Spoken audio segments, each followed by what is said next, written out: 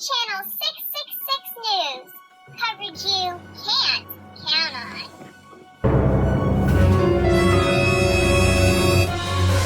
Hello, this is Catherine Parks reporting live from Channel 666 News. Coverage you can't count on.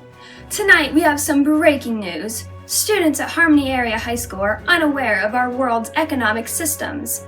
Tonight we will be covering all four of these. First, we have a traditional economy. A traditional economy is primitive and simply ran, along with often being found in underdeveloped nations.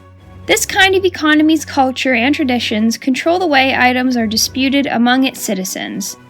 Because traditional economies normally exist in hunter-gatherer and nomadic societies, many of its resources come from agriculture, fishing, hunting, and gathering. As a result of this, societies may follow herds of animals to hunt and support their economy. The people of these societies fully utilize their resources, so there are rarely leftovers. The people who are a part of these systems usually barter for items rather than using money and live in groups with their family members or tribe. Some advantages to this economy is that less environmental destruction will result from members of this society farming and using the land in a positive way. In addition, everyone has an important job in their community and provides their fair share of resources. All members of this society know how to evenly distribute items among themselves. This reduces the amount of friction between members, and they will be less likely to rebel. However, a major disadvantage of this economy is the changing weather conditions that can drive away certain animals and make it more difficult to grow crops. This can lead to people of these societies to go hungry and possibly starve.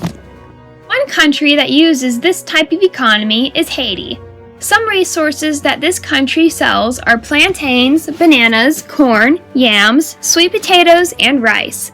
But its main cash crops are coffee and sugarcane. However, this country struggles to produce and collect resources due to fishing zones and soils that are unfit.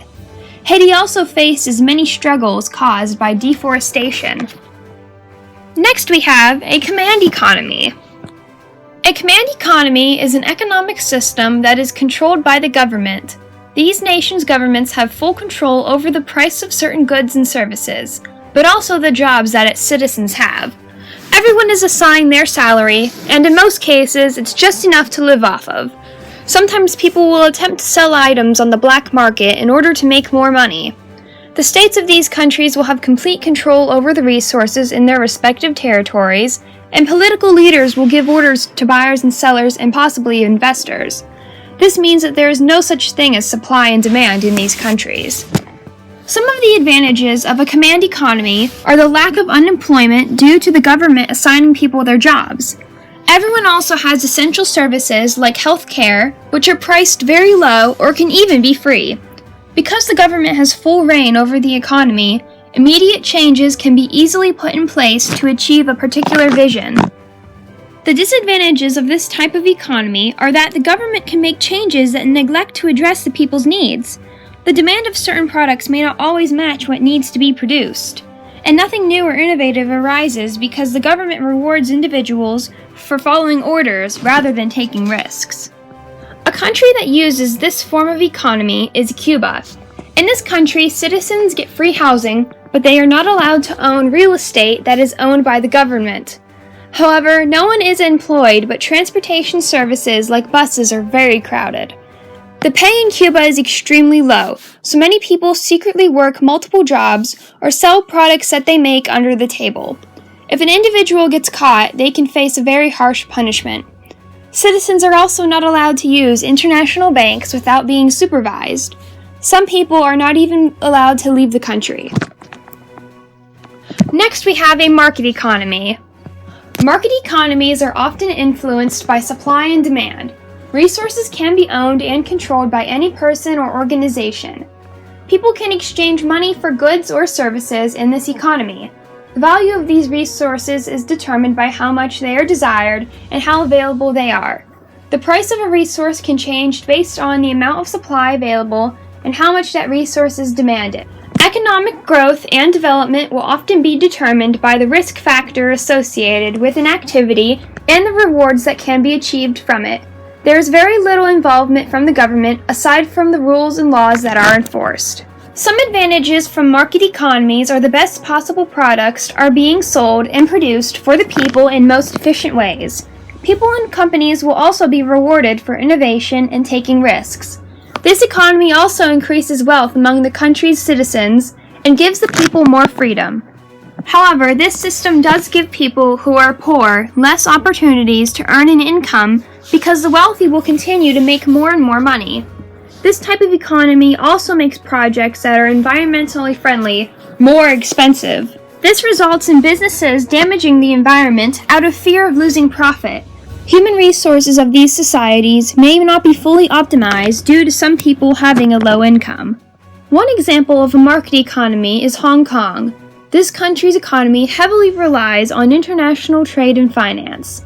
Property prices in Hong Kong are extremely high due to excess liquidity, low interest rates, and a tight housing supply. Lower and middle class citizens have found it's very difficult to afford housing. And finally, we have a mixed economy. A mixed economy is a system that contains elements of traditional, command, and market economies. Some of its aspects are controlled by the government, while some are not. Some things in a mixed economy can be privately owned, but some can be overseen by the government. For example, healthcare or welfare is commonly controlled by the government in mixed economies. Large enterprises can often result from this type of economy and are closely monitored by the government. Some advantages of a mixed economy are that goods and services are available when needed. Supply and demand usually influences prices, and it encourages innovation and efficiency by rewarding producers with higher pay. This also minimizes the disadvantages of a market economy. The disadvantages of a mixed economy affect the government by increasing national debt, which may slow economic growth in the long run. Large successful businesses can influence the government to give them money or lower taxes. When markets have more freedom, the government does not support less competitive members of society. One example of a mixed economy is the United States of America, which has both government and privately owned properties that are required to pay employees the set minimum wage. The U.S. government normally helps the economy by doing things like giving citizens welfare and unemployment benefits. Some of the country's programs include housing aid, aid for children, health care, and food stamps. Thanks for tuning in, folks. Catherine Parks, 666 News. And remember, kids, don't do drugs.